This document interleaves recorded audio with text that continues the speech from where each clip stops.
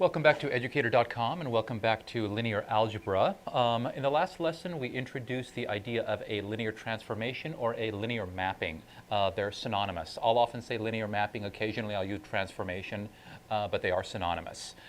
Today I'm going to continue the discussion, a couple of more examples, just to develop more of a sense of intuition about what it is that's going on. This is a profoundly important concept. As we move on from here, we're going to move on into studying the structure. Actually, after we discuss lines and planes, we're going to talk about the structure of something called a vector space, and linear mappings are going to be profoundly important in how we discuss the transformations from one vector space to another. So this idea of a linear mapping, for many of you, really is the first introduction to this abstraction.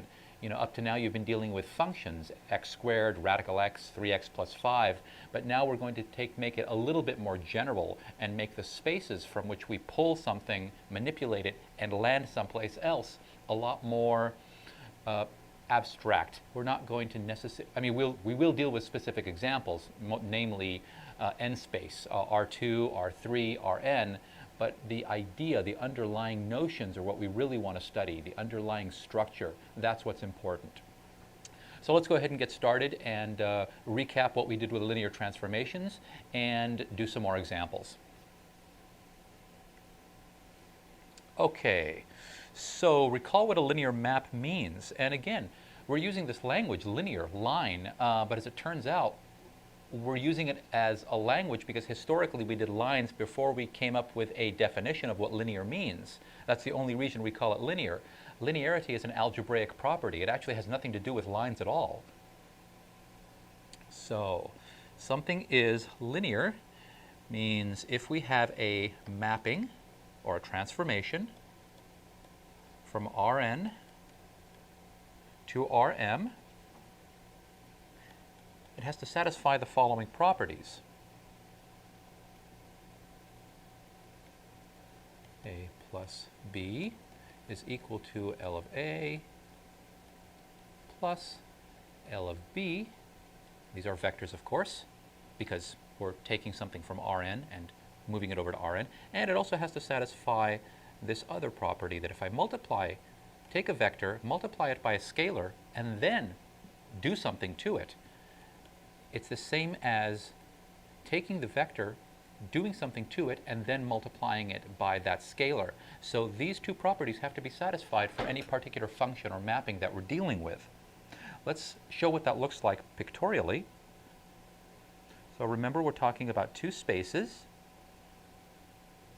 One of them we call the departure space, and we call it the departure space because we're taking something from this space, fiddling around with it, and landing someplace else.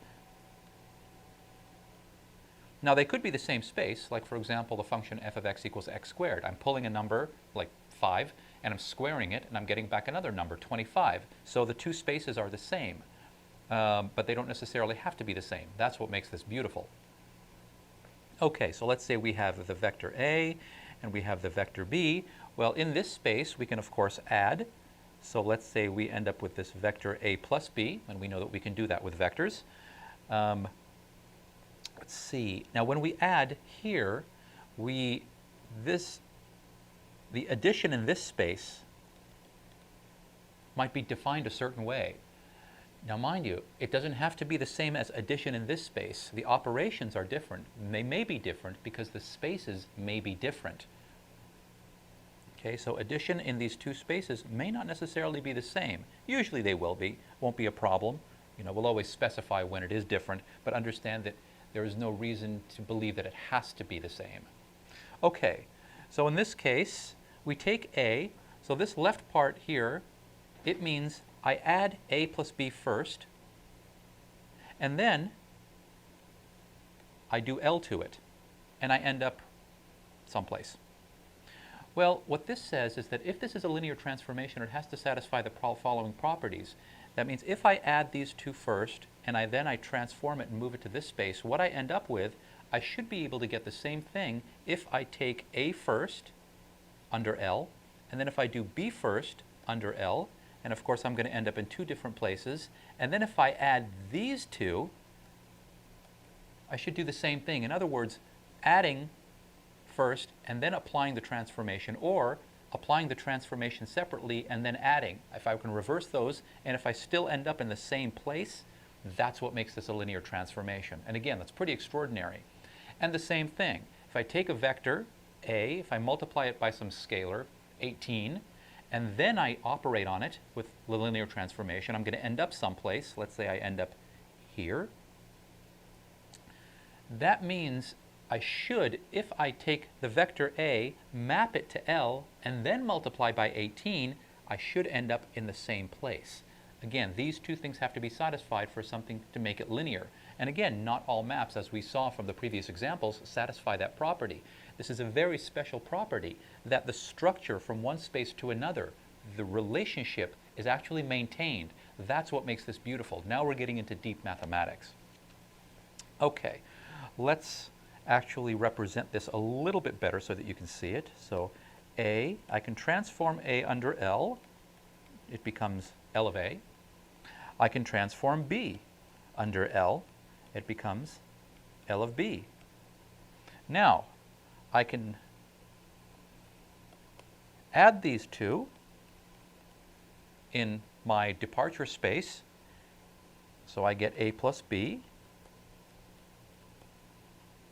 And then I can apply L to it to get L of A plus B. Or I can do L first, do L for B, and then add to get here. So this is more of an expanded,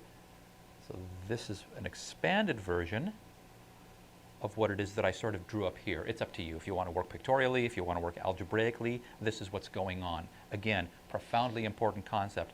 And again, addition in this space does not necessarily need to be the same in addition in the arrival space. They often will be. Like for example, if this is R2 and this is R3, well, addition of vectors is the same, from space to space. You're just adding components, but it doesn't necessarily need to be that way. And again, that's the power of this thing. Okay, let's state a theorem. So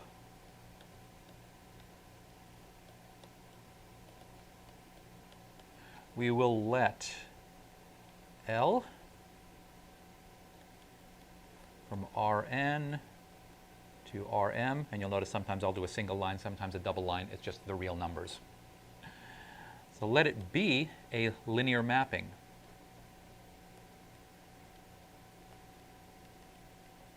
Excuse me. Then L of C1 times A1 plus C2 times A2 plus, and so on all the way to CK times A sub k equals C1 times LA1. Oops, yes, no, that's correct. Let me erase this here. Plus C2 times LA2, and so on. Essentially, this is just an extension of linearity. So I can add more than just two things, A plus B. I can add a whole bunch of things, and I can multiply each of those vectors by a constant. So essentially what's happening here, if you think about this algebraically from what you remember as far as distribution, the linear mapping actually distributes over each of these. So it says that I can take k vectors, multiply each of them by some constant, not all of them 0, and then apply the linear transformation to it.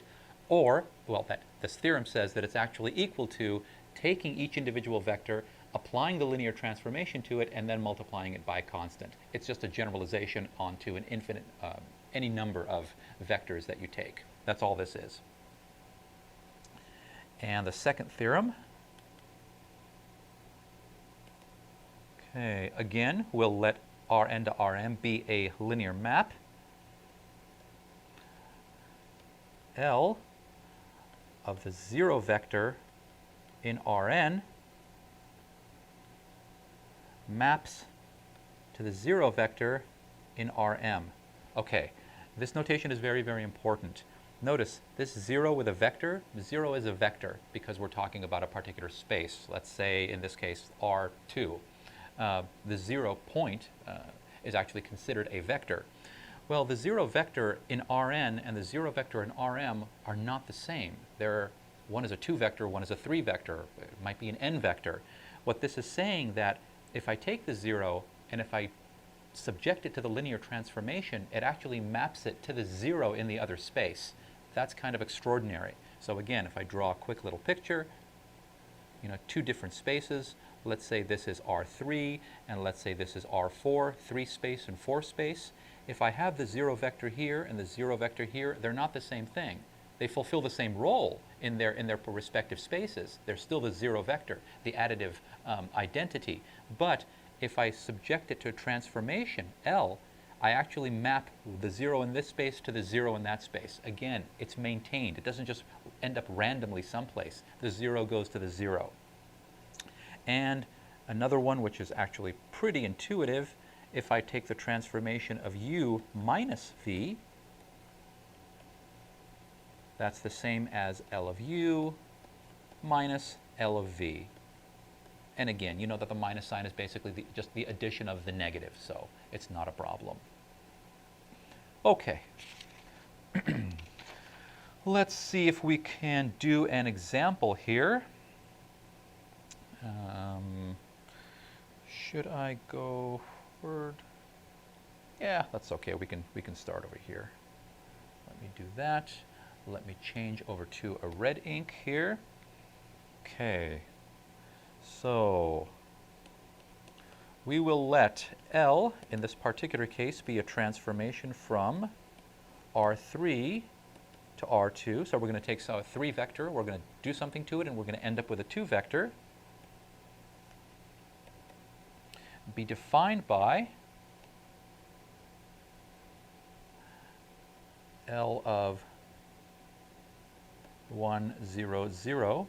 So in this case, my definition is I don't actually have a specific mapping that I'm doing, but in this case, this example is going to demonstrate that I know something about the unit vectors in this particular space. Well, you'll see, I know something about 3 of the vectors, and we'll see what happens. Equals 2 minus 1. L of 0, 1, 0 is equal to 3, 1. Excuse me. And L of 0, 0, 1 is equal to minus 1, 2. So again, it says that if I take the vector 1, 0, 0 in R3 and 3 space, under this transformation, I'm defining it. I'm saying that it equals this, that the vector 0, 1, 0 under the transformation L is equal to this. So I've made a statement about 3 vectors. Now, recall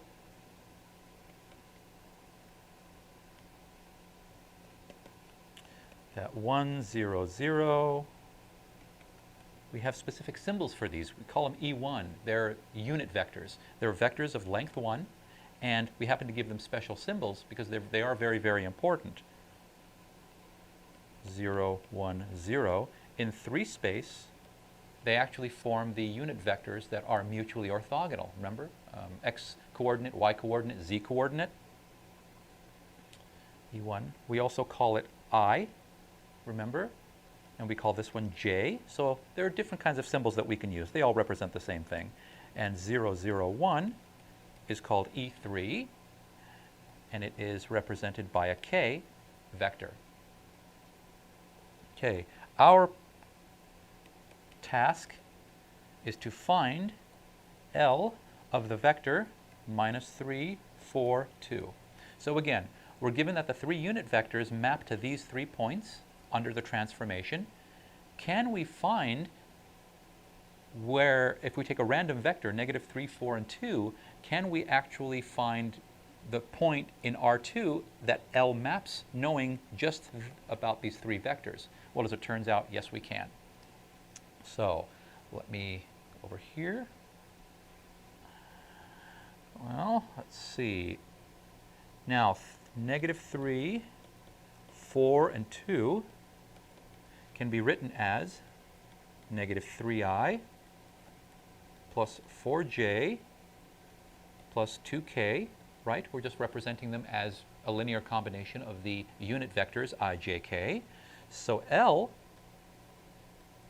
of negative 3, 4, 2 is equal to L of negative 3I plus 4J plus 2K. Well, that's equal to, and again, this is linear, so I can just sort of distribute this linearity, if you will. It is negative 3 times L of I plus 4 times L of J plus 2 times L of K. Well, we already know what these are. We already know what L of I, L of J, L of K is. It's the L of 1, 0, 0. This is L of 0, 1, 0. This is L of 0, 0, 1. So we write negative 3 times, and I'm going to write these as vectors, column vectors, plus 4 times 3, 1, plus 2 times minus 1, 2, because this 2, negative 1 is L of I. We defined it earlier. That was part of the definition. We know that the linear transformation maps these three vectors to these 3 points. That much we know. And we just sort of set it up in such a way, and now we end up with negative 6 and 3. I'm going to write everything out here. 12 and 4. Please check my arithmetic because I often make arithmetic mistakes. Minus 2 and 4. And then when we add these together, we end up with 4 and 11.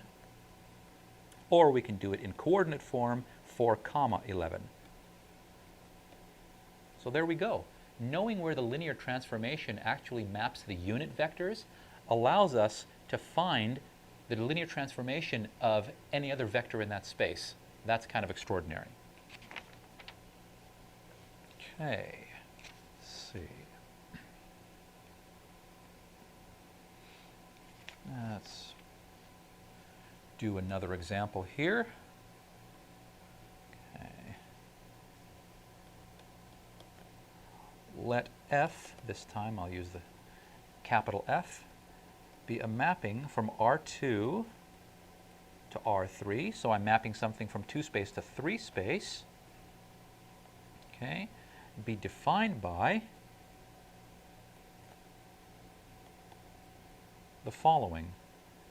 F of the vector xy is equal to, now I'm going to represent this as a matrix. So again, this is just a mapping that I'm throwing out there.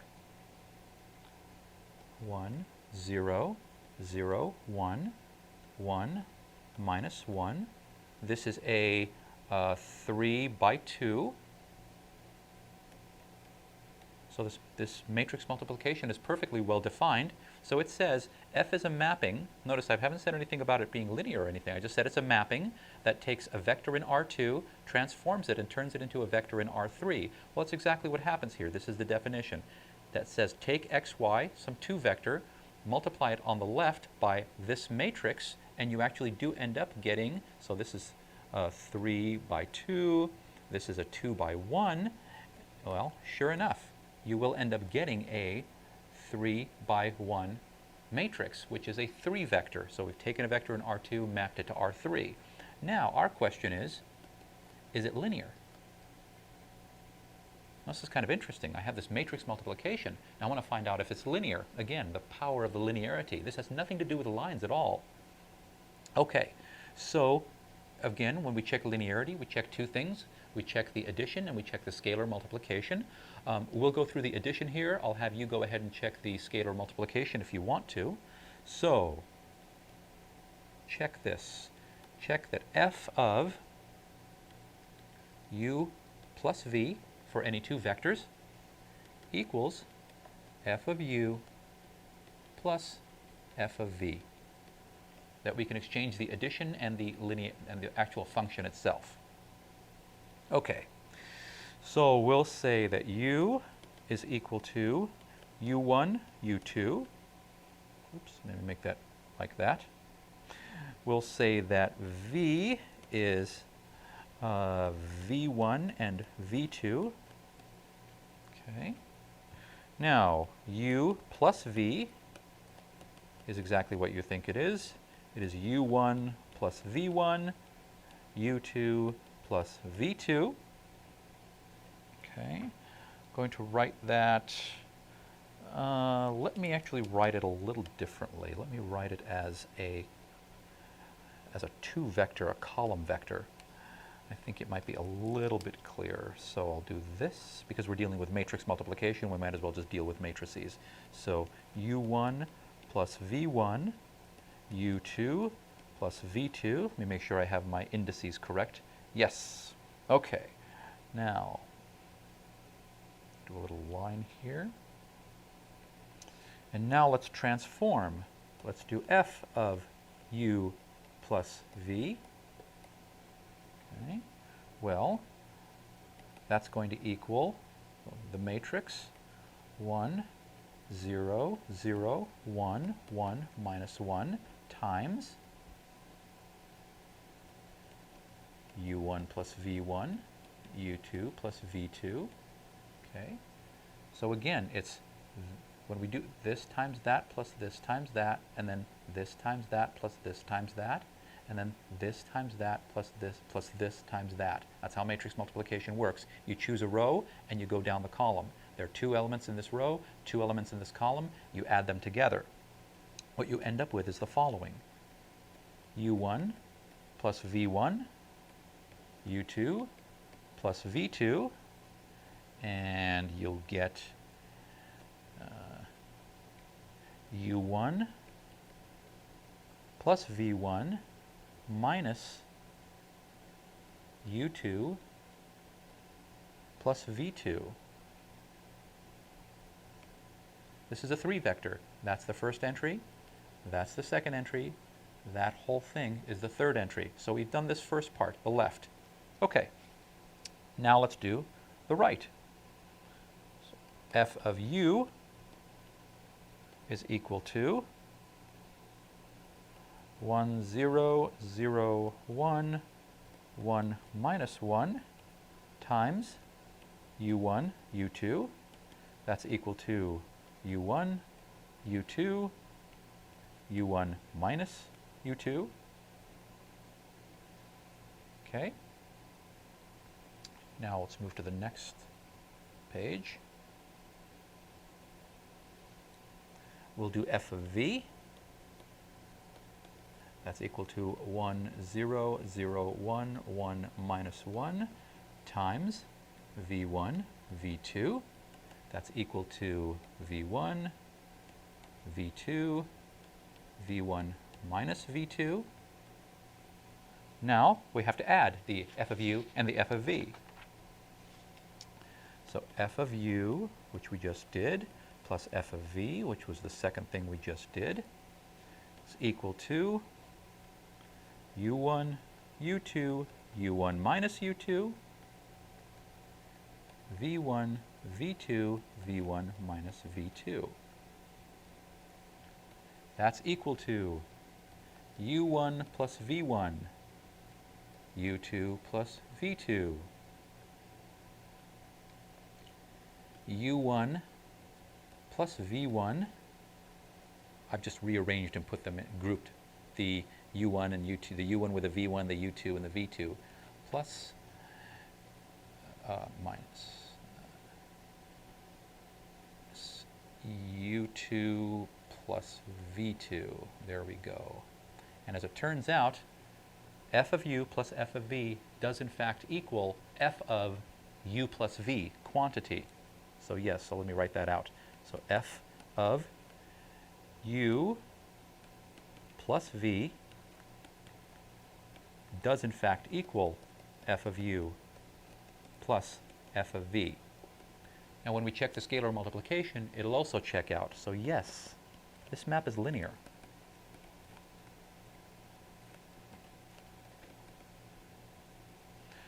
This is rather extraordinary. Matrix multiplication is a linear mapping.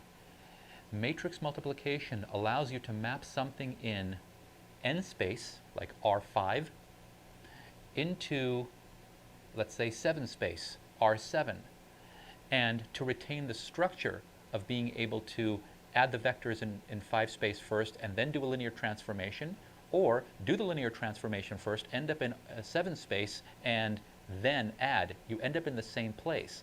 That's extraordinary. Matrix multiplication is a linear mapping. Notice it has nothing to do with a line. This is an algebraic property, an underlying structure of the mapping itself. Okay. Therefore, if you have some mapping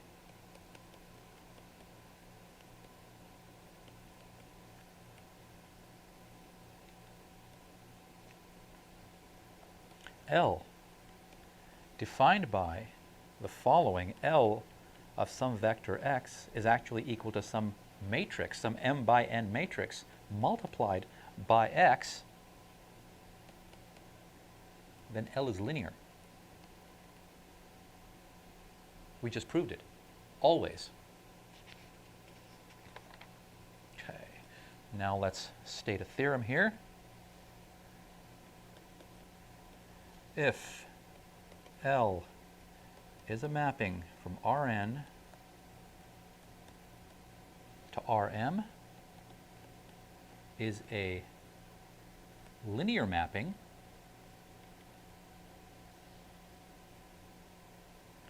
here's what's amazing.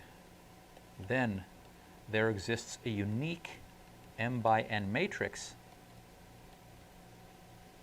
A such that the mapping is actually equal to some matrix times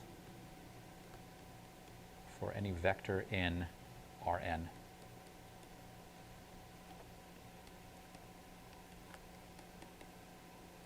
Okay, this is profoundly important. We just proved that matrix multiplication is a linear mapping. The other way around is also true. If I have a linear mapping, that has nothing to do with a matrix, because remember, the examples that we've been dealing up to this point had nothing to do with matrices necessarily. They were just mappings, functions. If it turns out that that mapping is linear, what this theorem tells me is that there is some matrix somewhere that actually represents that mapping. In other words, I may not always be able to find it, but it tells me that the matrix actually exists, that every linear mapping is associated with some m by n matrix, and some m by n matrix is associated with some linear mapping. That's extraordinary. There is a correspondence between the set of all linear mappings and the set of all m by n matrices. That's extraordinary. Actually, there is a way to find the matrix, and here's how it is. So, the matrix A, and it's quite beautiful, is found as follows. The matrix of A is equal to the matrix of,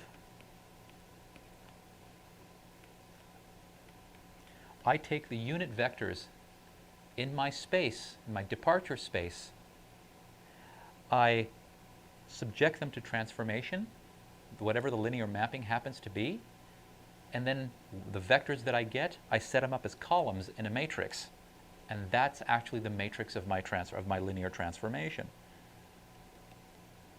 L of e to the n, okay, is,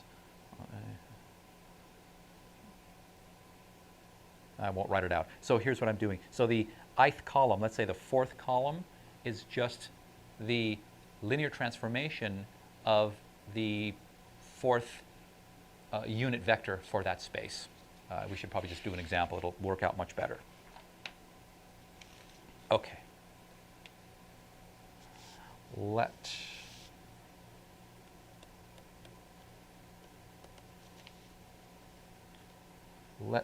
this be a mapping defined R3 to R2. So we're taking a 3 vector, mapping transforming it into a 2 vector. Let it be defined by the following. L of x, y, z is equal to, oh, I'm sorry, no, this is a mapping from R3 to R3. So we're mapping We're mapping it onto itself, essentially. So it's mapping from 3 space onto 3 space, which, by the way, when the spaces happen to be the same that you're mapping to and from, it's called an operator, a linear operator. X plus y is the first entry, y minus z is the second entry, x plus z is the third entry. So I take a vector, do something to it, and arrange it like this. This is what the mapping is defined by. Now the question is this. We said that any linear mapping has a matrix associated with it. I can always represent a linear mapping as some matrix multiplication. Very convenient. Let's find that matrix.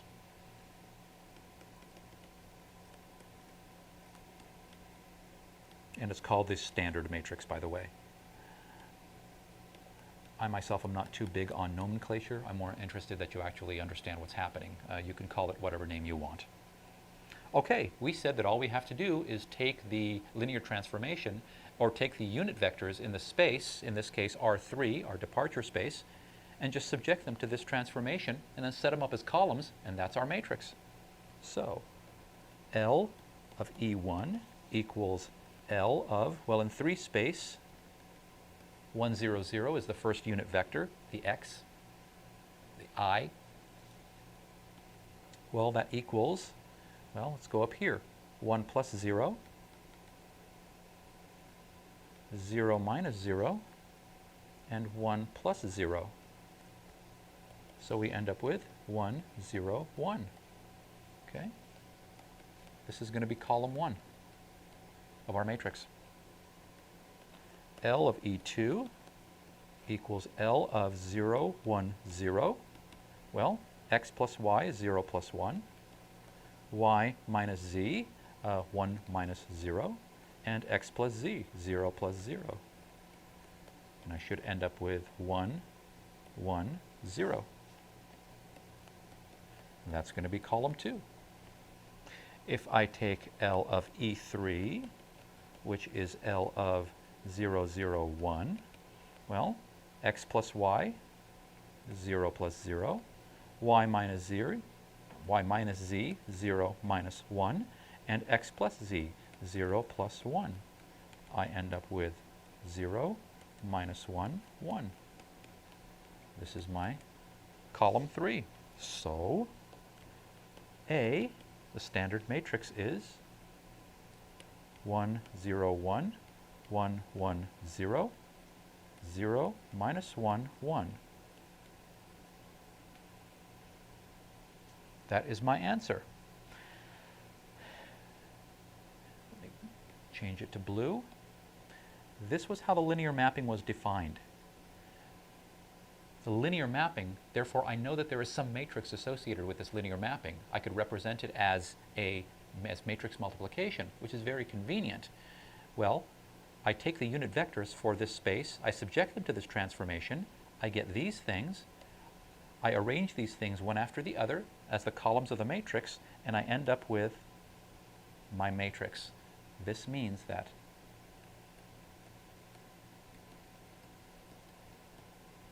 if I want to do this mapping, all I have to do is take any vector x and multiply it by this matrix on the left. Profoundly important. So, every linear mapping is associated with an m by n matrix, and every m by n matrix represents some linear mapping somewhere. That's extraordinary. So now you're not just talking about numbers arranged randomly in a square or in some rectangular fashion, that this actually represents a linear mapping, a linear function from one space to another. Okay, we'll talk a little bit more about this next time. Thank you for joining us here at educator.com. We'll see you again. Bye-bye.